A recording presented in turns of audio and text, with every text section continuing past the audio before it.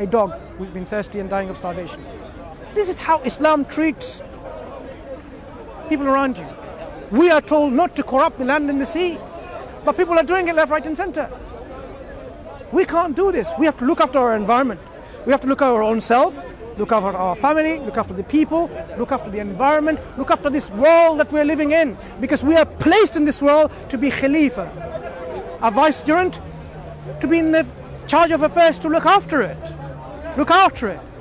If we don't dispose of our duty, then we'll be accountable for it. So that means Islam is a religion of what? Justice, mercy, kindness.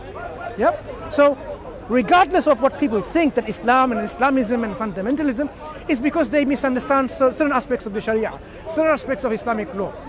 So when you say, look, according to Sharia, I am not allowed to put my old parents into old people's home. I have to look after them, clean them, feed them, and so on and so forth. I can't just leave them in old people's home like that. They don't jump around and say, Sharia, how harsh the Sharia is. They remain silent. Suddenly it's like the penny drops. Oh, is that Sharia also? I didn't realize that was Sharia. Yes, this is also Islamic law, where you treat your parents like this. We're not even allowed to say oof to our parents. This is how you're supposed to be. But look at the rage the people have against their fathers and mothers in this society now. They don't care about their mom and dad and how arrogant they behave against their mom and dad and so on. But Islam says, no, you're not even supposed to say oof to them. Be kind and merciful to them. Lower your wings of humility and mercy. Yeah? Because they looked after you when you were so young, when you were vulnerable. You couldn't even clean yourself. You couldn't even feed yourself. And your mom and your dad fed you, clothed you, cleansed you. And you then say, okay, who are you? I'll send you a Christmas card, if I remember. Subhanallah. How unjust this is. Rabbi irhamhuma kama rabbayani saghira. This is what we pray, oh Allah. Rabbi irhamhuma, have mercy on us. Kama rabbayani saghira. How, they've been merciful to us. Be merciful to them as, they were merciful to us. SubhanAllah. This is how we should treat our parents. How about other people treating other people? Just because someone is in a different religion, different ideology, it doesn't mean you treat them unwell. No, you have to be just to them. In the Quran, Allah says clearly, stand firm in justice and truth. Be a witness. Truth, yeah? Even if it's against you, against your own self, that is, against your own people, your own family, against your own relative. Speak the truth. Be firm in justice. So Islam doesn't say, oh, you know what? Someone of a family member has committed a crime. I am the one who's judge. Let him get away with it. No, there's no such favoritism or nepotism in Islam. Islam means justice for all. The Prophet ﷺ said, even if Fatima, his daughter, radiallahu anha, if she were to steal, of course she would not steal. If she were to steal, let her hands be cut off, meaning let her have the punishment. No nepotism, no favoritism. It's open for everyone. That is why our caliphs in early times, they would go in plain clothes and look around how see the people are doing. How people are doing, whether justice has been implemented in the society or not. Whether, people have been looked after or not. Okay? So when, in the very early times, a story about, this is a historical narration, Jerusalem fell to the hands of the Muslims. And now those people, the Christians, are going to give the key to Masjid al-Aqsa, the key to Jerusalem, to the Muslim leaders, right? They said, we want the Khalif to come, your leader to come, and we will hand it over to them. Now, what was the Khalif then? How was he living? What was his status? The whole world at that time, around this world we're talking about, trembled. Jerusalem fell, of course. And this was the might of the Islamic state at that time, under this Khalif. But how was he living? Did he have a palace with gold and emeralds and ruby and all this, servants serving him something like this? Did he say, let's go like whole people with me, my ministers and my, other people, delegates, a whole bunch that people now go, like a whole plane that, and they go with this and then say, okay, I am this. There was one animal of riding, whether it's a camel or a horse, and one of the individuals that will look after him, a working person. So they both went. How did they went? He went riding it, but did he just continue riding it throughout from his place to Jerusalem? No. They were riding in turns. He's allowing his person under him, and working individual, to ride, and while he is tying this animal. That is the justice and mercy he was showing. This is how he was. I mean, do you expect this kind of people now, let me drive, you know what, I know you're my chauffeur, okay, you've been driving for so long time, you must be tired, let me drive. Does that happen with our kings and leaders and queens and prime ministers? It doesn't happen. So, at the time when he's about to reach the gate of Jerusalem,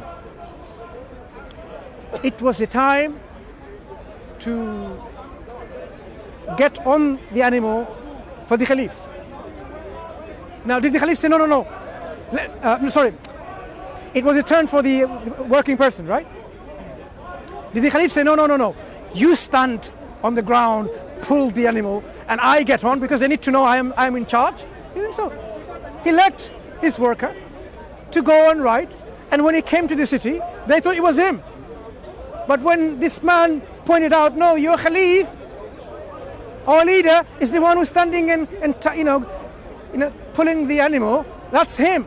Imagine the reaction that people had. They realized this is what we're talking about, a world leader who thinks justice, who thinks compassion, who thinks mercy, who thinks kindness. That is the example what we are going to present to you about Islam, how Islam molded and changed the society and changed the individuals. And that is what we're trying to achieve.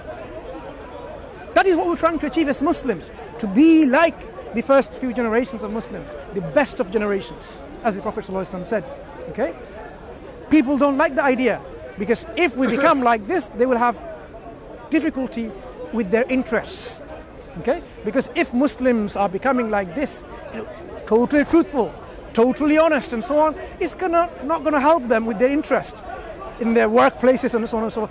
You know how many times in the workplaces it says, your boss tells me, when someone rings, tell them I'm not here. They're asking you to tell a lie.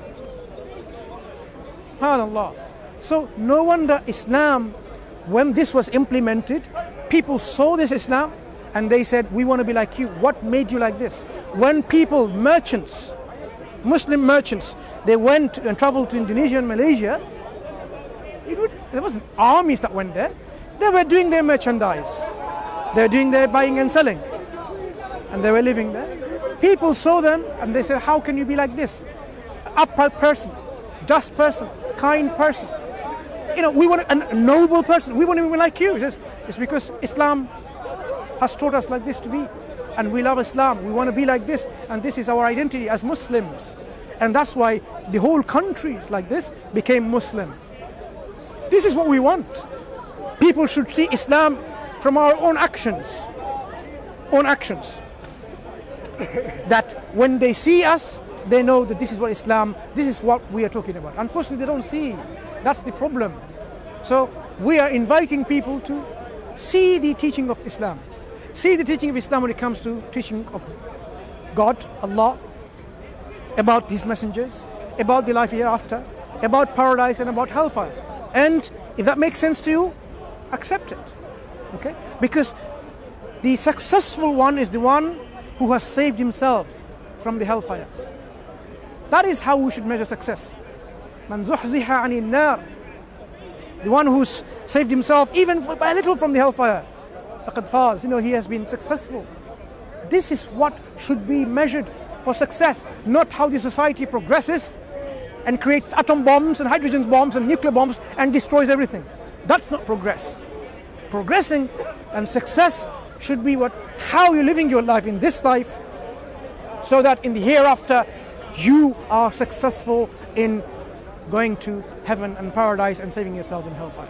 To come back to justice, there's a point you made about like everything's just. So for example, if the Prophet Muhammad like made like some sort of like a very like crime that a crime that's punishable by death, would that happen? Because so let's say if Prophet Muhammad he done a crime that's like, let's say like in law would be punishable by death, would that occur? Because knowing he's the he's the most merciful prophet, and so would he get the same prophet as, let's say, a normal pedestrian who's done this sort of crime? Who's committing the crime? Let's say Prophet Muhammad. We know we have hypothetical questions like this, but the Prophet Muhammad would never such commit a crime. Of course. Okay. Just asking about the fact that the justice point you're coming up with. So I'm trying to say, would that just Allah tells us in the Quran, if the Prophet were to, if anyone, including the Prophet, if they were to speak a lie against Allah, Allah will punish them. Allah will cut off his aorta, the jugular vein. One of the surahs. If Muhammad was to speak a lie against Allah, invent a lie against Allah, Allah will cut his jugular vein. He won't just be spared, okay? No prophet or no messenger would be spared if they did so. But the thing that we know from reality is this: Allah chose those people and He, molded them in a way that they are the best of people, so that people can listen to them. Allah doesn't place His message on individuals who are the worst of creation. He places on them who are the best of creation. Prophets and messengers were the best of creation. They were the most upright, the most noble.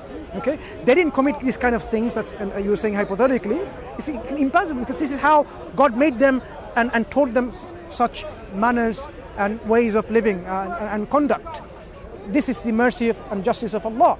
Because to give you an example, you go to a cardiac surgeon. You need a heart operation, and this guy is a fraud. He didn't pass his exams. He just bought the certificates from another place, right?